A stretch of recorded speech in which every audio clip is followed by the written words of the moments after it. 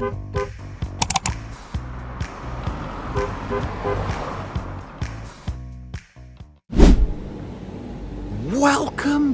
back to the channel. Hope you're doing well. Hope you're enjoying the content. If you are, ding! Right, so it's one of them mornings. I think it's just finished raining now, but it's been on and off all morning. We're pretty early, so let's have a look what time we are. 7:45. Live from Leeds City Centre. Yeah, 7:45. So my train's in about an hour. Going to Manchester. Talking about Manchester, went to, I didn't go to Oasis, but my daughter went to Oasis. So I was in Manchester the other day as well, picking her up. What a seamless pickup. Got myself a bit worked up, thinking it's going to be manic to get in and out.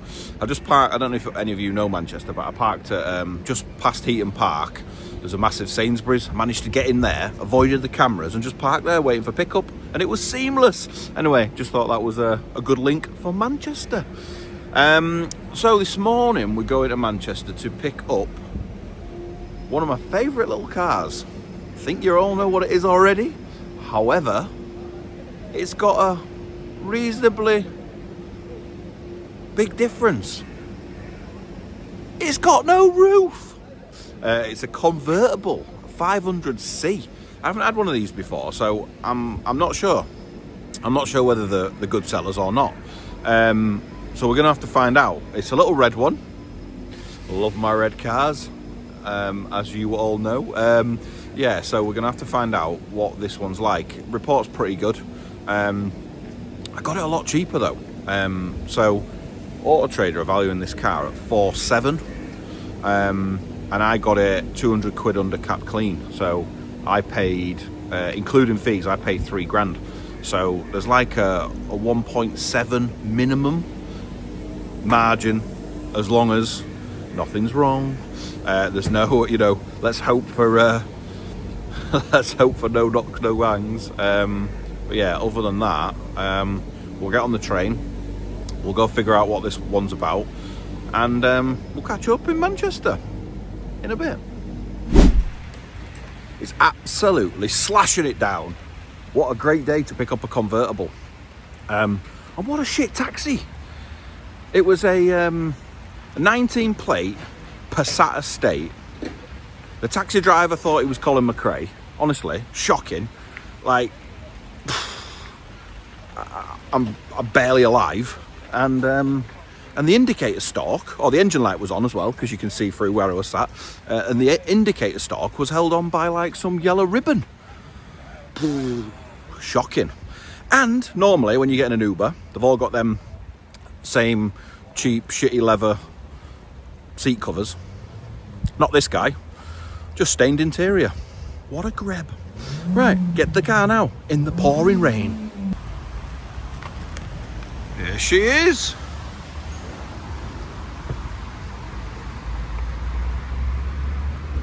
Oh, it's got some seat covers on it.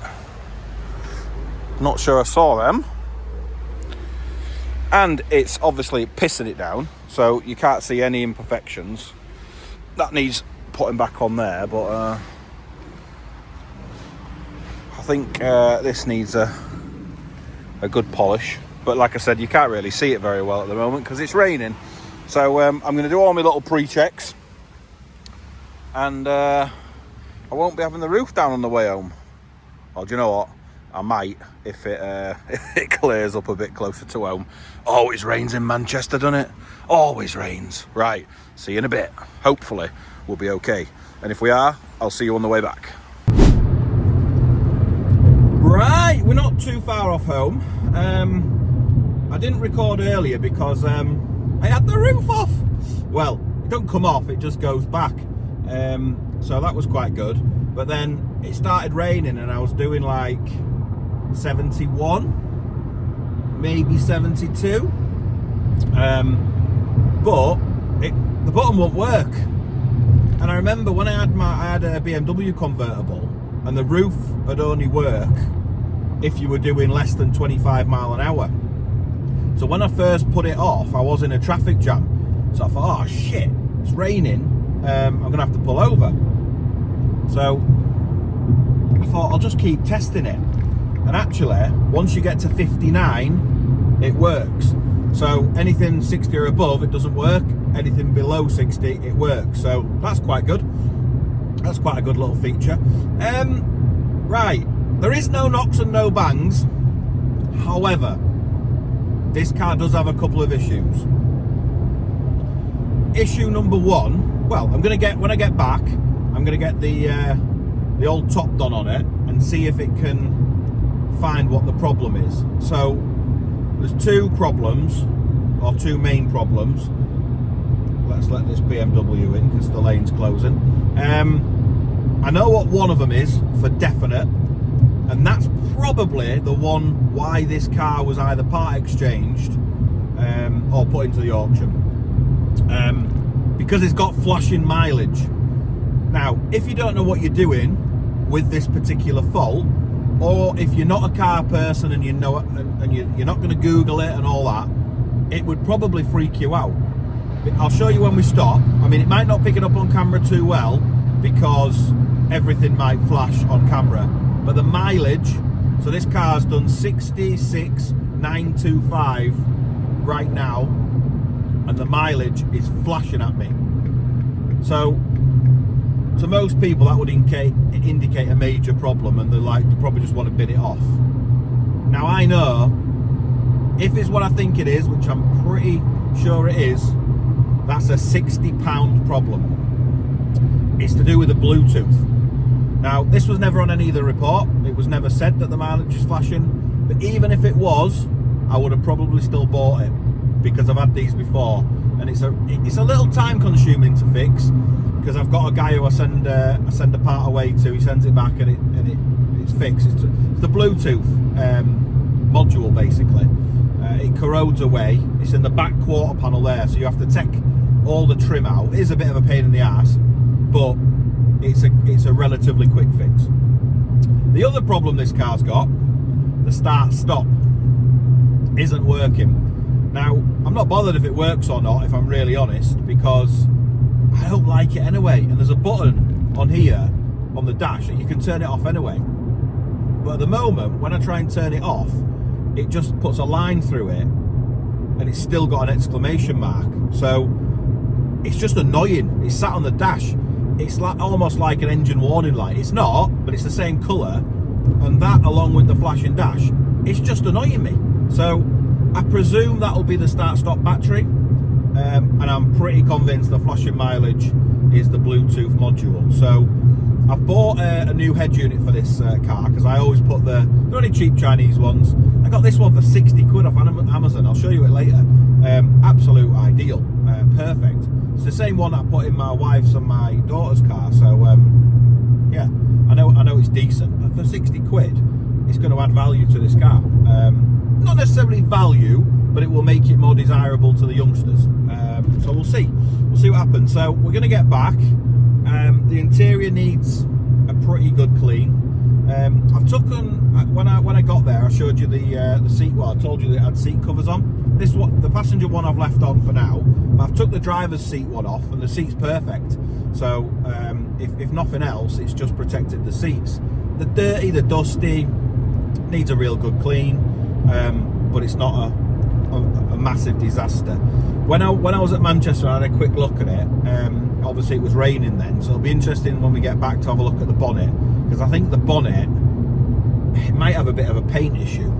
So I don't know if I'll need to get that painted or I can polish it out. I'm not 100% sure yet. So we'll have to see how bad it is. It might just be literally it might just be that I need to cut it with the polisher quite deep, and then do a couple of stages on it. If I can get away with that, then perfect. Might not even be that bad. It just looked like it was a bit dull, and the rain masked it quite a lot. So yeah, so that's it for now. So I'll see you when we get back, and I'll update you further on what we've got, or if anything changes, I'll let you know. So, not really what you want after washing the car. I mean, look at the state of that.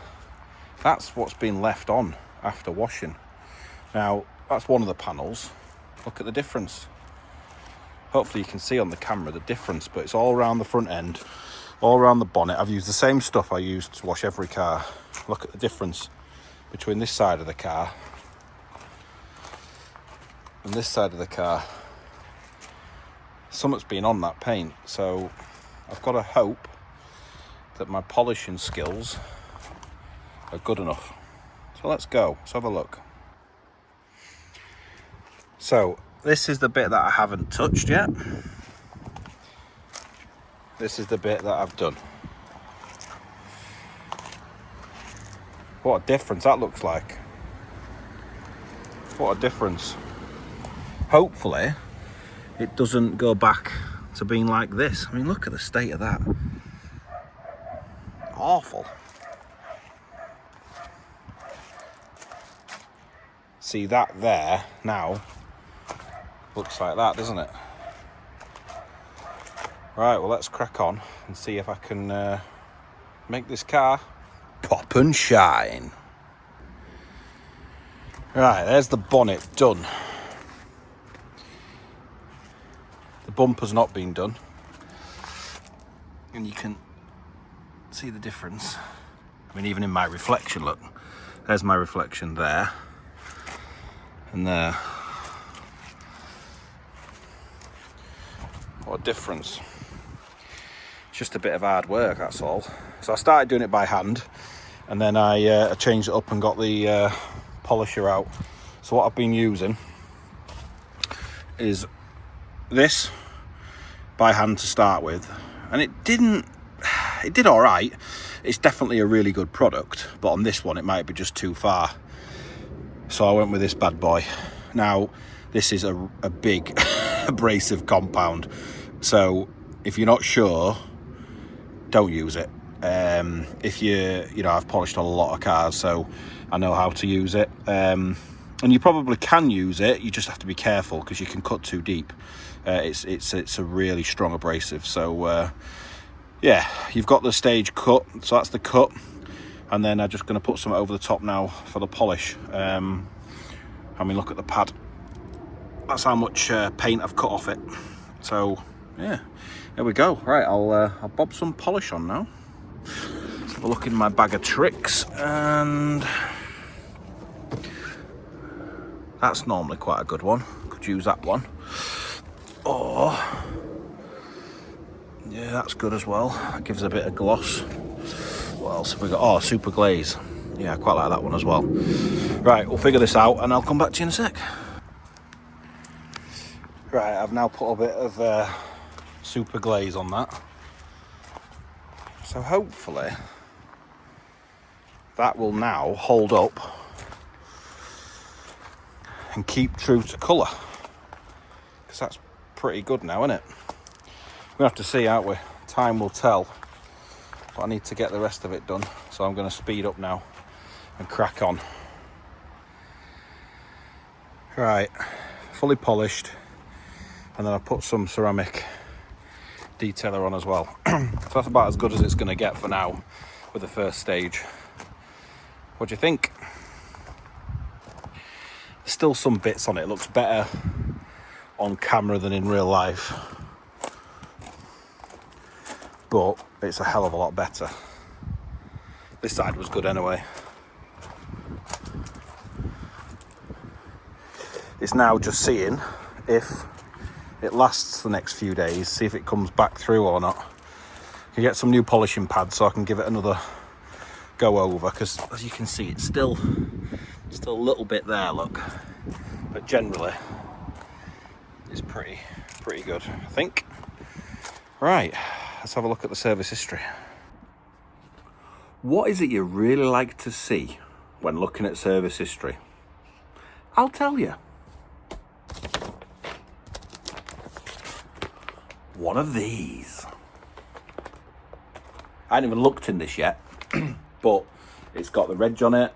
Clearly been there since it was new by the look of it. Bit of water damage. I haven't even looked in here yet, so let's have a look. Let's get the actual service book out as well and see what that says. So let's have a look. We've got Alright, we've got 1, 2, 3, 4, 5, 6, 7, 8. 8 stamps. It's not bad to say it's only done 66. Right, it's full, innit? It's full in terms of mileage. So we've got, what have we got here? Doesn't say what the mileage is there, but that's the first one, because that's from where it was bought. Bristol. WM. Well, it says Bristol in 2014, so presume that's where it was from. Is there a dealer stamp? Might be.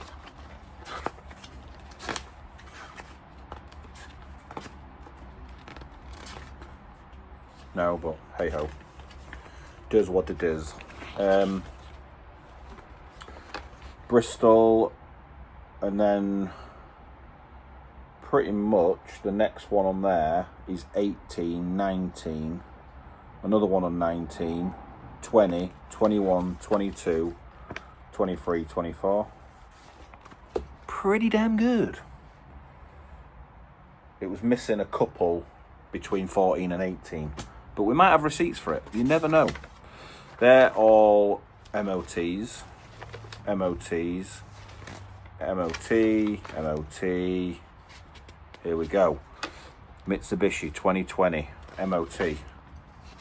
She took it to her main dealer. Fair play. Ooh, we like these. Ooh, it's like Christmas. Right, let's put them there for now.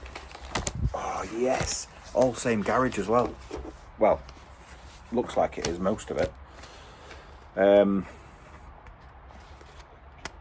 Right, what have we got here? Oh, yes. This always needs to be done on a Fiat 500, and it's been done. Replace thermostat housing. Yeah, we know about that, because remember when I broke down? Awesome. Dead chuff with that one. Really good. That was 215 quid. Which actually, when I broke down, makes the AA very good value, because that only cost me 100 quid. What else have we got? Full service, dashboard flashing, phone unit audio. Right, okay, so it has got a flashing dash still, and this was in 2023, so have they done anything with it? It doesn't look like it. It looks like they've just done the service and front tyres on it. That was 222 quid. It says about the flashing, but it does say audio, so they probably knew it was Bluetooth and just Bluetooth, so they've probably left it. But I would have thought it'd be mentioned MOTs, which it hasn't. I sent a receipt for another MOT and full service. Campbell 2022. Oh, hold on. Campbell quote. Campbell and water pump, 300 quid plus VAT. If it doesn't say it's been done, it says it's been quoted, because the bill's only 274 quid for the full service and MOT. Okay. Check brakes for noise and check levels under bonnet, 93 quid. Full service, replace front brakes, 368 quid. 4 plugs replaced there. 4 tyres there. This was Mitsubishi. So it was carry out the MOT that we talked about, plus service, plus replaced a couple of bulbs, refit day running lights, and then just the other MOT stuff. So not all bad. What's this one? Oh, this is a receipt for when they bought it. So in when was this? This lady, who was the last owner, let me just check if it was her. Yeah, the last owner bought this car in 2018, so she's had it, 7 years, and she paid 8 grand for it, and it had done 23,000 at the time.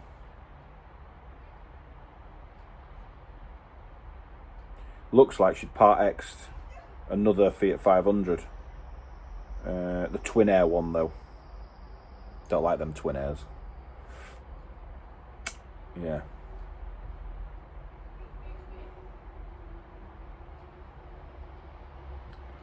Alright, so she basically traded in a car which was the same, well, 1 year older,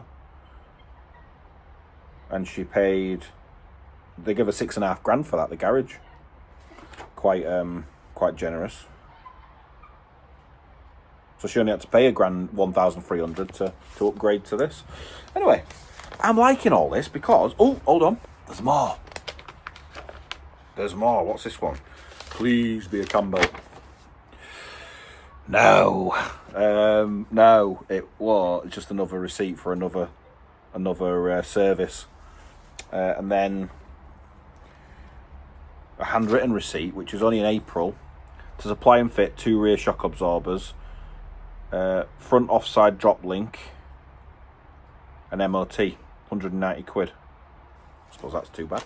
But yeah, so listen, all in all, that's pretty good. And I love the fact it's got a little folder. Just shows that someone's loved it, doesn't it? Well, I think it does anyway. And I like stuff like that. So, yeah, all good. Right, I'm going to show you. I've moved the car now because I give it that full polish.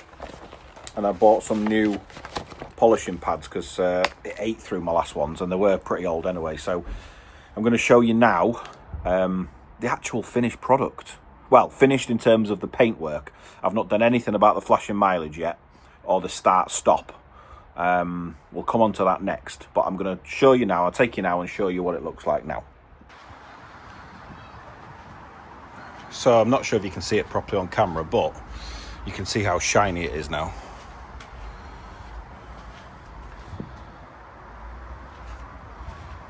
And then this door, which was seemingly the problem, is looking pretty good. So that's finished now, and just there's one there as well that I've just took out. So yeah, it's looking pretty sharp, I think. What do you think? Let me know in the comments. It's just starting to rain. Let's see how the beading goes on this bad boy. So I've just phoned up the garage about this red Fiat 500. The one that's looked after it for like 7 years. And I just said, oh, anything you could tell me about if you looked after a red Fiat 500C? I know they did anyway, but just to be polite. And they were like, yeah, I think we've only had one. And then he said the customer's name that's on the logbook. He said, I'm sure it's hers. She's an old lady. She's got a camper van and this. And she was getting too old to drive the camper van, and this was too small for her. So what she's done is sold both and bought something in between. I think he thinks it's an Astra, something like that.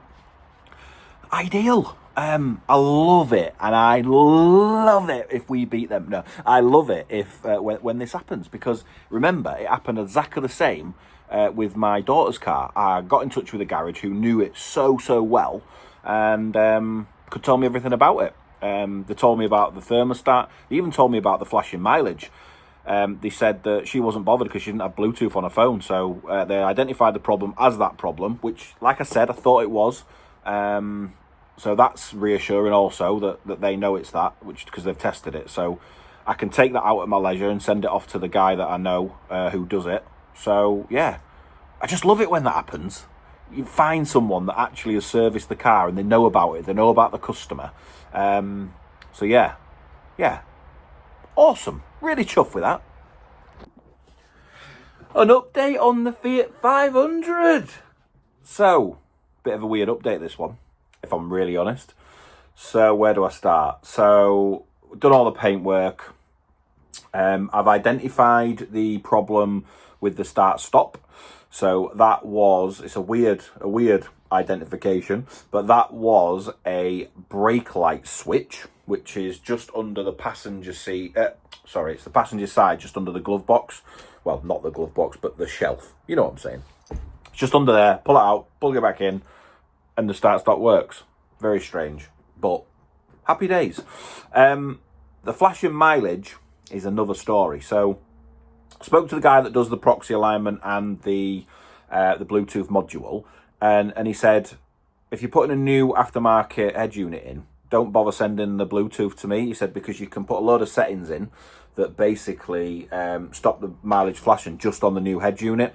So I've followed the instructions, followed his instructions, had a look on forums, still flashing. So I think what I've got to do, go with the new head unit and then get someone to proxy align it for me. So that's what I'm going to do. But the reason why I'm now in no rush is because the car's sold. To me. Not me, but to my wife. My wife has fallen in love with that little thing. So I've sold her car instead. That's the update.